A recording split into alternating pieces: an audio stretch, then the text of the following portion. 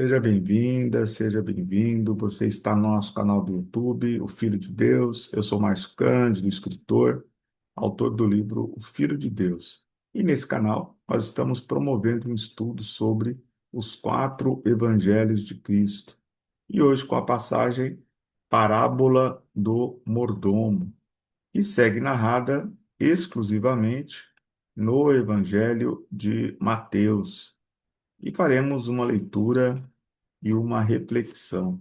Faremos em nome do Pai, do Filho, do Espírito Santo. Amém. Deus seja conosco.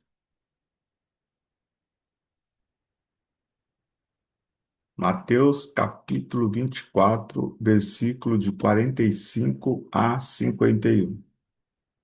Quem é, pois, o servo fiel e prudente que o Senhor constituiu sobre a criadagem, para dar-lhe o alimento em tempo oportuno?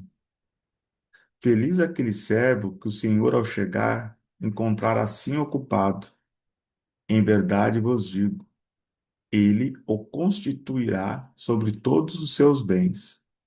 Se aquele servo mau disser em seu coração, meu senhor tarda, e começar a espancar seus companheiros, a comer e beber em companhia de beberrões, o senhor daquele servo virá em dia imprevisto e hora ignorada. Ele o partirá ao meio, ele designará seu lugar entre os hipócritas. Ali haverá choro e ranger de dentes. Então, essa é a narrativa de Mateus sobre parábola do mordomo. Agora vamos fazer uma breve reflexão sobre o que a mensagem do Evangelho está trazendo para os nossos dias. Mas antes, quero te convidar, se você ainda não está inscrita ou inscrito no nosso canal, faça já a sua inscrição para não perder nenhuma de nossas atualizações e deixa aqui a sua opinião, né? Seu comentário sobre essa passagem. Compartilhe para que mais um irmão ou irmão também possa fazer parte desse estudo. Também deixa aqui a sua curtida, que é muito importante para fortalecer o engajamento do nosso canal. Amém?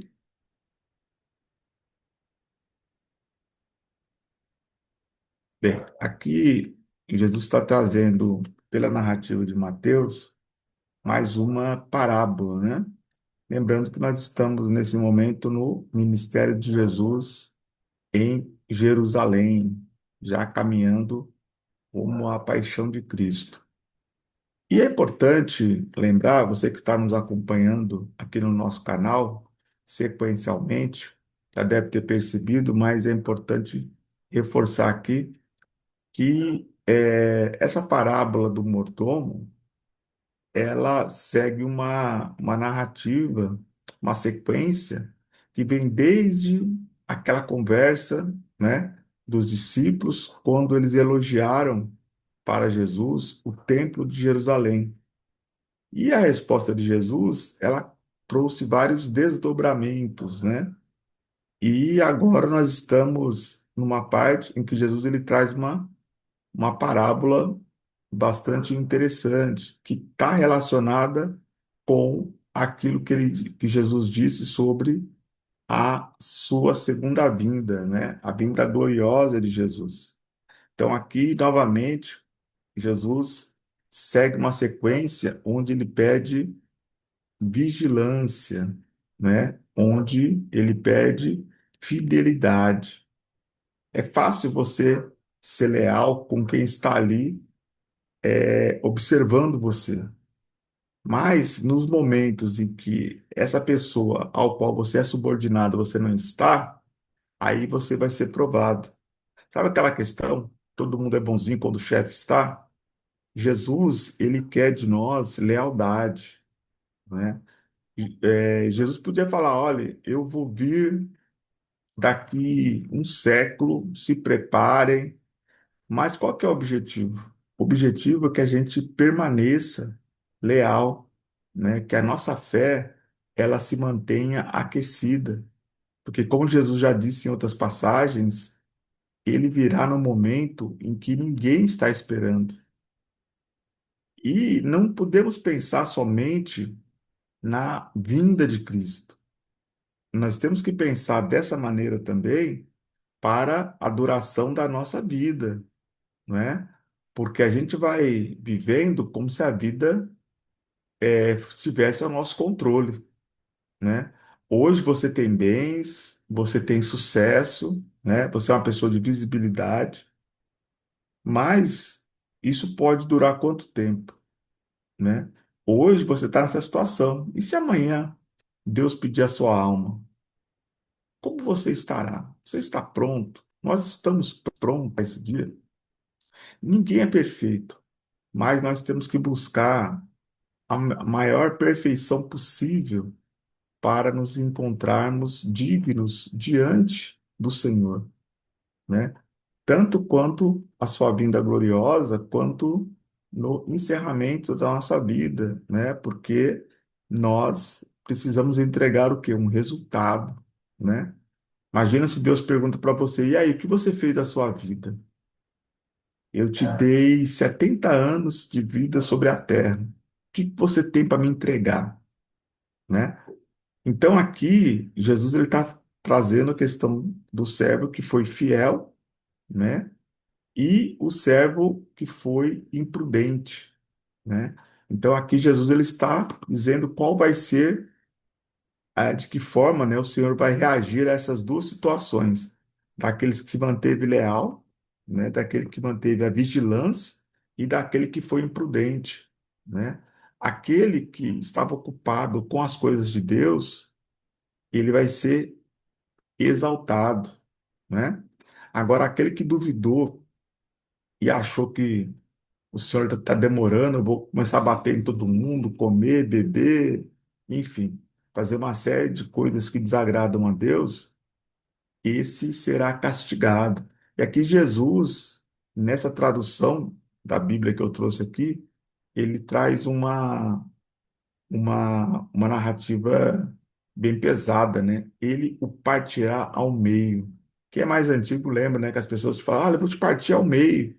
Mas existem outras traduções também que fala que ele será castigado duramente, né? Então, existem variações aí, né, nas traduções de uma Bíblia para outra, né? Aqui está falando que ele partirá ao meio, mas também pode ser entendido como ele será castigado duramente, né? E ali ele encerra, né? Ali haverá choro e ranger de dentes, né? Quando fala o lugar entre os hipócritas, na verdade, existem variações aqui também, né? Mas no final ele fala que haverá choro e ranger de dentes, né? Então é um prenúncio do inferno, né? Então ele vai exaltar aquele que fizer a sua vontade e castigará, condenará aqueles que vacilaram na fé, aqueles que fizeram coisas erradas no período achando que Deus não estava vendo, né? Mas Deus sabe de todas as coisas, né? A Deus ninguém engana, né? E o tempo de Deus não é o nosso tempo. Às vezes você fala, ah, mas Deus está demorando. Deus não demora. Algumas pessoas que falam, né, que Deus não demora, ele capricha, né? Então o tempo de Deus não é o nosso tempo, né? O que para você é uma demora, segue um propósito de Deus. E por isso nós temos que estar todo momento vigilantes. Aqui não está falando para você não viver a sua vida. Viva a sua vida. Cuide da sua família, trabalhe, ore, se divirta, esteja com seus amigos, mas você precisa estar atento. Você não está a passeio, você tem uma entrega para fazer durante essa passagem neste mundo. E o Senhor vai cobrar e vai dar a cada um conforme aquilo que merecemos. Deus é justo e misericordioso. Ele usa de misericórdia, mas ele também é justo. Então esteja de pé diante de Deus para que ele reconheça e te dê aí o convívio junto aos seus eleitos e não a condenação para aquele servo que não observar a vontade de Deus. Amém?